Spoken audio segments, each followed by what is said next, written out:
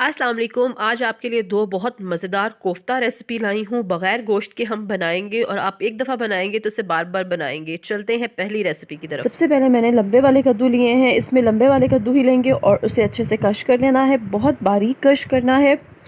इसके बाद इनका पानी निकालना है। इनमें पानी होता है तो इसका पानी जो है वो निचोड़ के फिर कोफ्ते बनाने हैं, नहीं तो कोफ्ते जो हैं वो टूट जाएंगे। और इस तरह से मैंने इसका सारा पानी निकाल लिया है।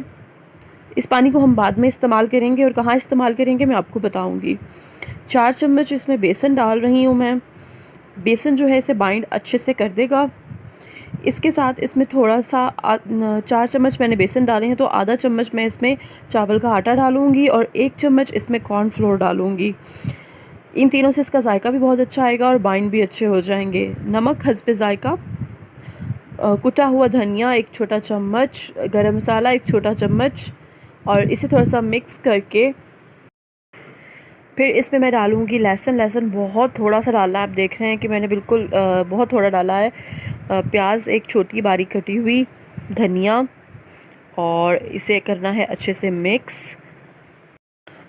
जब ये अच्छे से मिक्स हो जाए तो आपने क्या करना है, थोड़ा सा ऑयल लेकर ग्रीस करना है अपने हाथों पे ताकि ये चिपके ना, और इस तरह से आपने कोफ्ते बना लेने हैं। इसको दबा दबा के कोफ्ते बनाने हैं, बिल्कुल लाइंस ना पड़ें। ये देखिए इस तरह से फ़ाइन कोफ्ते बनेंगे और इसी तरह से मैं सारे कोफ्ते बना लूँगी बाकी भी। और अब इसको करते हैं डीप फ्राई। ये देखिए ऑयल में डालती जाऊँगी और इसे फ्राई करती जाऊँगी। हल्की आंच पे से करना है। जो फ्लेम है वो आपने या तो लो रखनी है या मीडियम रखनी है। तेज़ आंच पे से बिल्कुल फ्राई नहीं करना ताकि अंदर तक ये अच्छे से गल जाएं। वैसे तो ये गश हुए हुए हैं, इनको ज़्यादा टाइम नहीं लगेगा गलने में। अच्छे से गोल्डन ब्राउन करने हैं हमने, फ्राई से ब्राउन मज़े से। और जब फ्राई हो जाएंगे तो फिर इसे निकाल लेना है और आना है ग्रेवी की तरफ। कोफ्ते तैयार हैं, अब ग्रेवी तैयार करती हूँ मैं। ऑयल डाला है, ऑयल हस्बे ज़रूरत लें। उसमें मैंने एक बड़ा प्याज काट के डाला है बारीक, और अब मैं इसे करूँगी फ्राई। और इसे तब तक फ्राई करना है जब तक ये नरम हो जाए, क्योंकि हमने इसकी ग्रेवी बनानी है तो इसे अच्छा सा हमने फ्राई करना है ताकि ये नरम होके टूट जाए। ये देखिए गल चुके हैं प्याज। अब 1 छोटा चम्मच अदरक का पेस्ट, 1 छोटा चम्मच इसमें लहसुन का पेस्ट मैं शामिल करूँगी और इसे अच्छे से भून लूँगी। जैसे ही इसकी खुशबू आने लग जाएगी, जो लहसुन और अदरक है वो अच्छे से भून जाएगा, उनका कच्चापन ख़त्म हो जाएगा, तो फिर इसमें मैंने टमाटर का पेस्ट शामिल करना है। तकरीबन 2 अदद टमाटर का पेस्ट शामिल करूँगी मैं इसमें, नहीं तो बहुत ज़्यादा जो ग्रेवी है वो खट्टी अजीब सी हो जाएगी। आगे जाके हमने दही भी इसमें शामिल करना है तो इसलिए इतने टमाटर ठीक हैं। स्पाइसेस, नमक हस्बे जायका, नमक कोफ्तों में भी है तो ध्यान से डालना है। कुटा हुआ धनिया, हल्दी, और मैं इसमें सब्ज़ मिर्चों का पेस्ट इस्तेमाल कर रही हूँ। ये मैंने फ्रीज़ करके रखे हुए थे। मैं इसमें दूसरी मिर्च बिल्कुल भी शामिल नहीं करूँगी, सब्ज़ मिर्चों के साथ इसे बनाऊँगी और ये बहुत मज़े के बनेंगे। जैसे ही ये अच्छे से मिक्स हो जाए तो फिर इसमें तकरीबन 3 से 4 टेबल स्पून मैंने दही जो था वो फेंट के डाला है। इसमें बग़ैर फेंटे दही नहीं डालना, नहीं तो मसाला अजीब सी लुक देगा। और जैसे ही दही थोड़ा सा पक जाए, 2 से 3 मिनट बाद दही अच्छे से पक जाएगा तो इसमें कोफ्ते शामिल करके उसको 2 से 3 मिनट आप भून लें। इस तरह से चम्मच चलाते जाएं और उसके बाद फिर जो कद्दू का पानी रखा हुआ था मैंने निकाल के, वो मैं इसमें शामिल कर दूंगी ताकि इसकी ग्रेवी थोड़ी सी बढ़ जाए और इससे बहुत टेस्ट भी आएगा, क्योंकि कद्दू का अपना पानी था। और 2 से 3 मिनट पकाने के बाद इसके ऊपर हरी मिर्चें, गरम मसाला और थोड़ा सा हरा धनिया डाल के इसे ढक देंगे ताकि अच्छी सी कद्दू के कोफ्तों में खुशबू आने लग जाए। और ये तैयार हो चुके हैं और ये अब मैं सर्व कर रही हूँ। ये हमारी पहली रेसिपी होगी। चलते हैं दूसरे कोफ्ते की रेसिपी की तरफ। तो ये आ गए हमारे दूसरे कोफ्ते। ये भी बहुत मज़े के बनते हैं, आप ज़रूर ट्राई कीजिएगा। चलते हैं इसकी रेसिपी की तरफ। 1 कप मैंने चना दाल ली है और 1 कप मैंने माश की दाल ली है। इन दोनों को रात भर भिगो दिया था ताकि ये अच्छे तरीके से नरम हो जाएं, क्योंकि हमें बहुत नरम की भी दालें चाहिए। ठीक है, ये देखिए इन दोनों दालों को मैंने मिक्स कर दिया है। अब इन दोनों दालों को चाहे तो आप चॉपर में पीस लें, चाहे तो आप सिल पर पीस लें। मैं इसे सिल पर पीस रही हूँ। और ये देखिए सिल पे पीसने की वजह से ये थोड़ी सी दरदरी सी पिसी है दाल, तो ऐसी ज़रा ज़्यादा अच्छी लगती है बजाय इसके को बहुत फ़ाइन पिसे।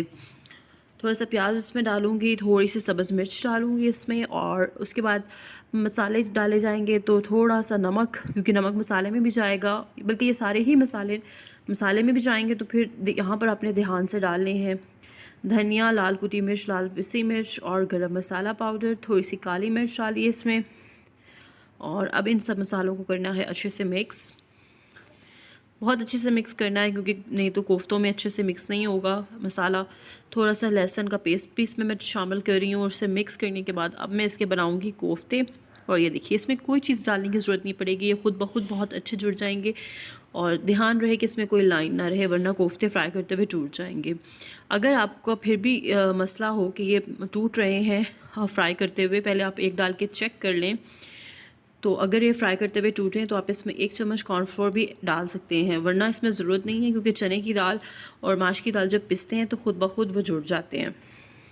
इसे अच्छे से फ्राई करूँगी, 80% तकरीबन ये कुक कर लेना है फ्राई में ही, बाकी 20% मसाले में गल जाएंगे। तो जैसे ही इसका बड़ा अच्छा प्यारा सा कलर आएगा और ये तकरीबन 80% जो है वो गल जाएंगे, तो फिर हम इसे निकाल लेंगे। अब कोफ्ते निकाल के मैं एक साइड पे रख देती हूँ, और इसी में मैं बनाऊँगी अब मसाला। एक अदद मैंने प्याज डाला है और इसे अच्छे से फ्राई करूँगी। फ्राई करने के बाद जैसे इसका कलर चेंज होगा तो इसमें फिर डाल देना है थोड़ा सा पानी।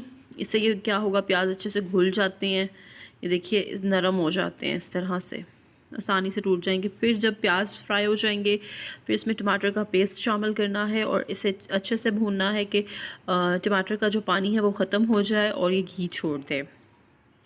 ये देखिए घी तकरीबन छोड़ दिया है, मसाला बहुत अच्छे से भून चुका है।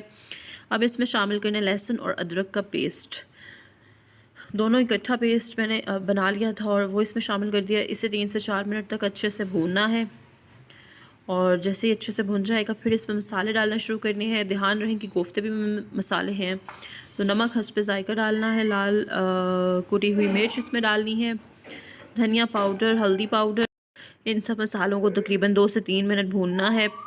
और फिर इसमें डालना है तकरीबन आधा कप, आप 1 कप भी डाल सकते हैं दही, अगर आप ग्रेवी ज़्यादा चाहते हैं तो। और दही हमेशा फेंट कर डालिएगा, क्योंकि अगर बगैर फेंटे डालेंगे तो फिर उसकी जो लुक है वो बहुत फटी फटी अजीब सी आएगी। तो फेंटा हुआ दही था, ये मैंने इसे डाल दिया, इसे अच्छे से पकाया, घी दोबारा से अलग हो गया। अच्छा, अब क्या करना है, अब इसमें डालने हैं मसाले को एक दफ़ा अच्छे से भून लेना है कि वो घी छोड़ दे। फिर उसमें डालने हैं कोफ्ते, और कोफ्ते डाल के इसे 2 से 3 मिनट भूनना है, और फिर दोबारा ग्रेवी को हल्का सा पतला करना है। यानी कि आपने बिल्कुल इसे पतला नहीं करना, पहले अच्छे से भूनना है आपने, भूनने के बाद दोबारा इसे पतला करना है। एकदम से अगर पतला रखेंगे तो इस मसाले में वो टेस्ट नहीं आएगा। तो पहले इसे अच्छे से भूनना है, फिर थोड़ा सा पानी डाल के इसे पतला करना है। देखिएगा फिर जब आप हल्की आंच पर दम देंगे तो घी ऊपर आ जाएगा, और जो आपकी ग्रेवी है वो भी पतली हो जाएगी थोड़ी सी, और थोड़ा सा हरा धनिया भी। और ये हमारी जो चने की दाल की कोफ्ता करी है वो तैयार हो गई है। इसे ज़रूर ट्राई कीजिएगा अपने घर में भी। अल्लाह हाफ़िज़।